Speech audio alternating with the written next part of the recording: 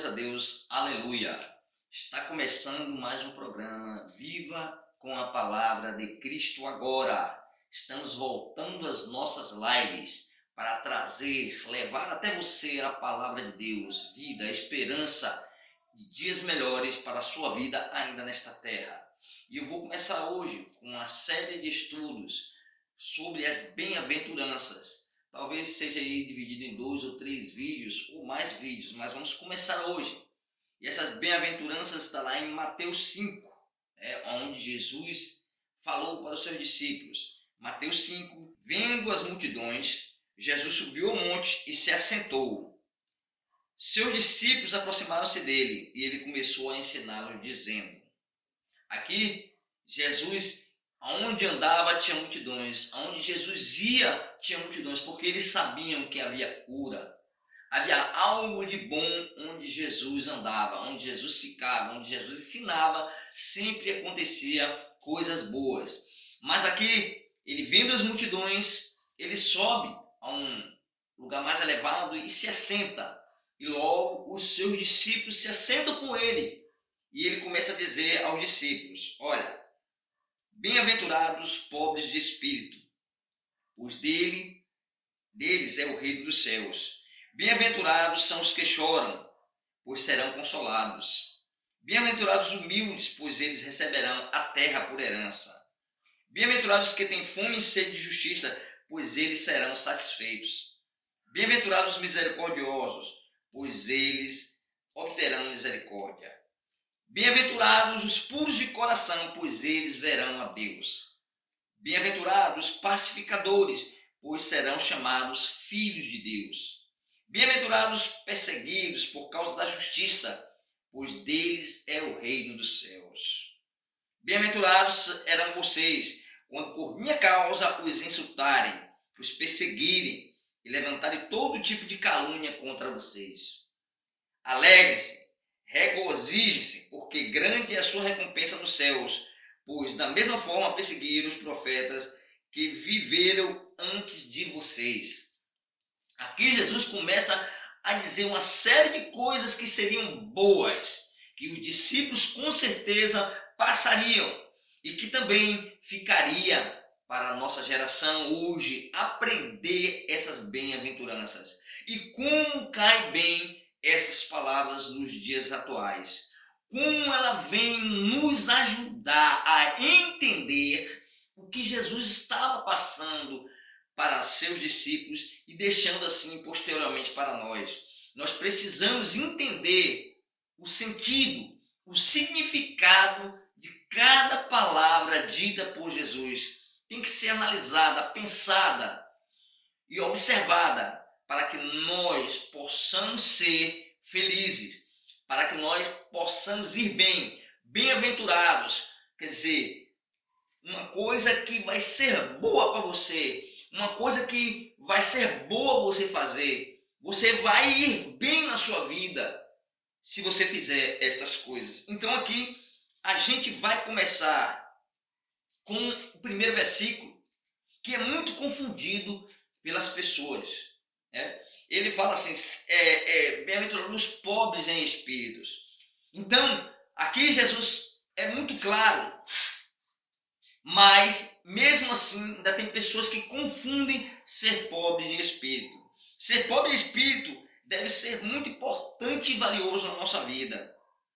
Isso significa tomar posse do próprio reino de Deus. Você ser pobre em espírito significa você tomar posse do reino do Senhor, das coisas celestiais que Jesus ensinou. Como podemos saber se nós somos pobres de espírito? Como podemos definir o que é pobre de espírito? Como nós podemos saber se nós estamos sendo pobres de espíritos? Tem algumas palavras que eu separei aqui, que vai nos dizer categoricamente o que é ser pobre de espírito. O pobre de espírito ele não se exalta, ele não é orgulhoso, mesmo que ele possa ser considerado insignificante por outros. Ele vê tudo com a vontade de Deus e se alegra que ele é permitido compartilhar os sofrimentos de Cristo. Torna-se natural para ele seguir o caminho do Cordeiro. Humilhação torna-se seu alimento, exaltando sua recompensa. Muitas pessoas pensam que ser pobre de espírito é você andar com cabeça baixa, é você sofrer na carne, é você passar fome, é você passar dificuldade. Não é isso, não tem nada a ver com isso ser pobre de espírito. Muito pelo contrário. Deixa eu te falar uma coisa. Eu vou colocar aqui uma questão para você entender, dentre tantas qualificações que é ser pobre de espírito. Vou te falar aqui. Se você tivesse todo o poder na mão, se você fosse um desembargador, um juiz, com tanto poder na mão e podendo fazer várias coisas, se você fosse riquíssimo, tendo tudo ao seu alcance, mesmo assim você ainda pode ser pobre de espírito. Mas como assim? O pobre de espírito não está relacionado à sua situação financeira, à sua posição na sociedade, ao seu emprego. Não! Muito pelo contrário. Aquelas pessoas que têm posses, aquelas pessoas que têm cargos altos, elas podem ser pobres de espírito. Veja bem, aconteceu um incidente entre um homem e um rapaz, um adolescente de menor. E esse adolescente estava num recinto. E aí ele buliu com a filha do cidadão. O cidadão lá viu e aí se indignou, né? Buliu, vírgula. Se engraçou, falou alguma graça para a menina. E aí o cara lá, valentão, chegou e aí já esbravejou com o rapaz. O rapaz se desculpa e diz: ô meu amigo, me desculpe, eu não quis ofender ela, só elogiei ela, mas me desculpe. O valentão então tomou posse da sua força, do seu estado físico perante aquele garoto, né, e o agrediu com uma tapa no rosto. Né? Não sabendo esse valentão que esse garoto era filho de uma juíza e de um desembargador. Ora, veja só, aqui eu vou te explicar direitinho o que é o sentido de que Jesus falou para que nós sejamos, para que nós aprendamos com essa situação que eu estou trazendo aqui, que qualquer semelhança com ela é mera coincidência, é um caso inusitado, né? Pode ter acontecido com alguém, mas aqui a gente está trazendo para uma comparação para que você entenda o que é ser pobre de espírito. Então esse menino pede desculpa ao rapaz, mesmo assim ele é agredido, né? Mesmo o valentão agride. Agora, esse menino, sendo filho de juíza e desembargador, os pais dele agora entram agora para prender o rapaz que agrediu o seu filho, que fez a agressão física, porque nenhuma coisa vai justificar a agressão. Por mais que você esteja certo, por mais que você esteja correto, você não deve agredir ninguém. Não é decisão sua, não é obrigação sua, não é... Você não tem direito de agredir ninguém. Você pode tomar qualquer atitude, menos agredir uma pessoa. Você pode tomar as atitudes legais, você pode repreender, você pode conversar, mas não agredir. Pois bem, os pais desse garoto entraram com ação para prender o rapaz. Bem, com tanto poder, o desembargador e uma juíza tem nas mãos as autoridades, tem vários amigos, influentes, delegados, então vão para prender esse rapaz. Vão se dirigir para prender o rapaz. O menino agredido, aqui você vai entender qual o significado que Jesus quis falar. Que Jesus quis dizer pobre de espírito. Você vai expressar bem na sua mente. O rapaz agredido chega agora para o pai, chega agora para a mãe, que é uma juíza e um desembargador, diz: pai, vou te fazer um pedido, pai. Mãe, vou te fazer um pedido. Eu perdoo esse rapaz. Ele estava nervoso, me agrediu, mas eu o perdoo e eu não quero que o senhor prenda ele, que a senhora prenda ele. Dá a ele uma medida associativa para ele fazer, mas não quero que ele vá para a cadeia. Eu perdoo ele. Isso significa ser pobre em espírito, ter todo o poder na mão para fazer e decidir fazer o correto e decidir fazer o bem. Você agora captou. Pobre de espírito quando você tem o poder na mão, quando você pode fazer, mas você não faz, porque esse pobre de espírito que Jesus quis falar é relacionado ao reino de Deus, é relacionado às atitudes, principalmente as que podem levar alguém à ruína, Aquele rapaz olhou para aquele agressor e o perdoou. E até entendeu a causa de ele ter agredido. Ou seja, ele também viu o erro que ele cometeu. Ele também pensou no erro que ele fez, que ele buliu, ele se engraçou com a menina. Então ele pensou que aquilo que ele fez levou a esta consequência, né? E o mais provável, o mais razoável, o mais elementar que teria acontecer é aquele rapaz estar com raiva, prenda ele mesmo, joga ele na cadeia, meu pai. Ele me falou isso, me falou que não, ele teve uma atitude totalmente reversa. Com poder nas mãos, ele agora perdoa e pede ao pai: pai, eu não quero que prenda.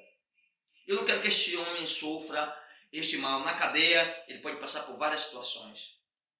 E ele pede para que dê uma medida socioeducativa a ele, mas que não o prenda, perdoando. Agora, digo a você, quem é que tinha o poder na hora da confusão? O Valentão tinha o poder na mão, porque ele era forte, ele agrediu o rapaz, né? Mas quem tinha o poder depois?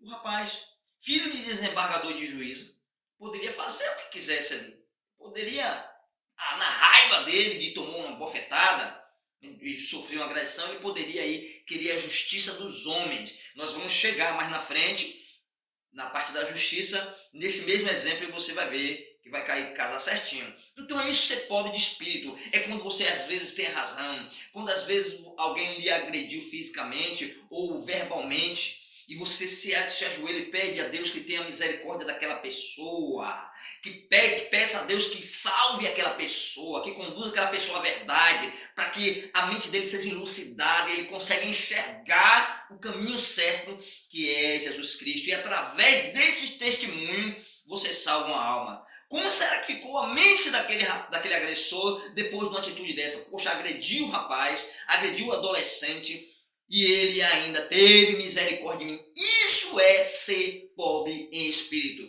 E não você passar humilhações, passar fome, passar dificuldade, isso aí qualquer um pode passar. E mais ainda, a pessoa pode estar passando fome, passando dificuldade, mesmo assim ela não ter nenhuma pobreza de espírito. E mesmo assim ela ser uma pessoa rancorosa, vingativa, fazer coisas erradas, mesmo assim nós vemos isso.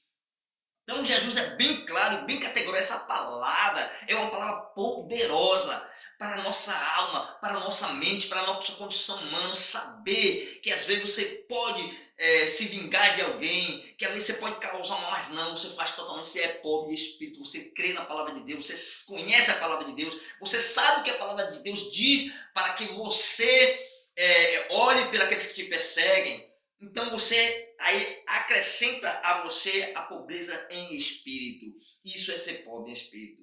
Então se você sofreu acusações, injustiças, cabe a Deus fazer o que a Deus está determinado, julgar os homens. Nós não temos o poder, esse poder de fazer. Sim, existe a justiça terrestre? Existe. Mas a justiça divina é infalível. E aqui Jesus deixa esse exemplo, ele começa, é sobrenatural.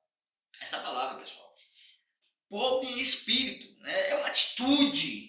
São as atitudes que te levam a ser pobre de espírito.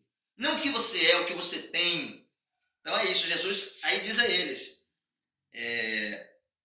bem-aventurados pobres em espírito, pois deles é o reino do céu. Se você é pobre em espírito, o reino do céu é para você. Se você pratica a pobreza em espírito, o reino do céu está preparado para mim e para você, se nós praticamos isso. Aí Jesus senta com os seus discípulos e diz, bem-aventurados pobres em espírito. Ao contrário do que fez Pedro, quando Jesus ia ser preso, ele sacou a espada e... Pedro, calma, Pedro.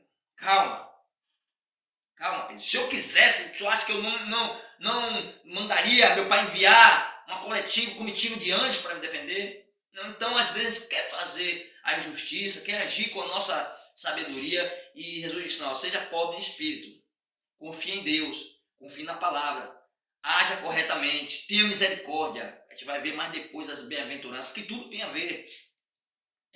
Aleluia e glórias a Deus. Então aí Jesus fala, e tem uma referência que está em 1 Pedro 5, 1 Pedro 5, vai lidar com uma referência, né, da pobreza de espírito. Diz assim, Semelhantemente, vós jovens, sede sujeitos aos anciões, e sede todos sujeitos uns aos outros, e revestivos de humildade, porque Deus resiste aos soberbos, mas dá graça aos humildes. A humildade aqui, novamente a gente falando, não é a sua condição financeira, não é se você passa fome, se você tem muita comida, não. Está relacionada às suas atitudes. As suas atitudes podem te levar ao reino dos céus. Então, meus amigos, aqui vocês viram que o estudo é longo, tem muitas bem-aventuranças para nós estudarmos. Eu quero que você estude aí. 1 Pedro 4,13 vai também dar outra ideia. Mas alegrai-vos no fato de seres participantes das aflições de Cristo, para que também na revelação da sua glória vos regozijeis e alegreis. Cristo foi a maior prova de de ser humilde em espírito, né? Sofreu todas as aflições por amor a mim e a você. E ele poderia muito bem se libertar, mas ter sido enviado anjos, comitiva de anjos para o livrar, mas ele não fez. Ele sabia qual era o propósito dele. O propósito era a salvação do ser humano. Então, o nosso propósito também é pedir a Deus que salve as pessoas, que nós preguemos e falemos e amemos as pessoas, para que elas também recebam de Cristo. 1 Pedro 5,6 diz assim: humilhai-vos, pois, debaixo da potente mão de Deus, para que a seu tempo vos exalte. Então, aquele que se humilhar, Deus vai exaltar. Aquele que se exaltar, Deus vai humilhar. Então, nós encerramos aqui a primeira parte do nosso estudo, né, nesse primeiro versículo. Eu espero que você estude aí sobre isso, pesquise e comece a entender, né, que você ser humilde em espírito são as suas atitudes, né? Não propriamente que tudo que você esteja correto, que você tenha razão, você tem que agir com sua razão. Você tem que agir com a razão de Cristo, muitas vezes perdoando, muitas vezes liberando perdão, muitas vezes aquele agressor, aquele que lhe fez o mal, você tem que fazer o bem a ele. Muitas vezes não, sempre tem que fazer o bem. É difícil, mas com o Espírito Santo que está em nós, eu tenho certeza absoluta que ele vai ajudar você a executar isso de uma forma perfeita. E Deus abençoe a sua vida, Deus abençoe a sua casa, Deus abençoe a sua família. Se você não é inscrito no nosso canal, se inscreve no nosso canal. Nossa intenção aqui é pregar a palavra, levar a palavra de conhecimento e vida para todas as pessoas. Eu sou o Diácono Ridley Max. Muito obrigado por assistir esse vídeo. Compartilhe, se você puder, com mais pessoas que você puder. Aqui a gente não pede nada, só isso. Você compartilhe a palavra de Deus para que pessoas sejam abençoadas. Fica com Deus e até o próximo versículo, em nome de Jesus.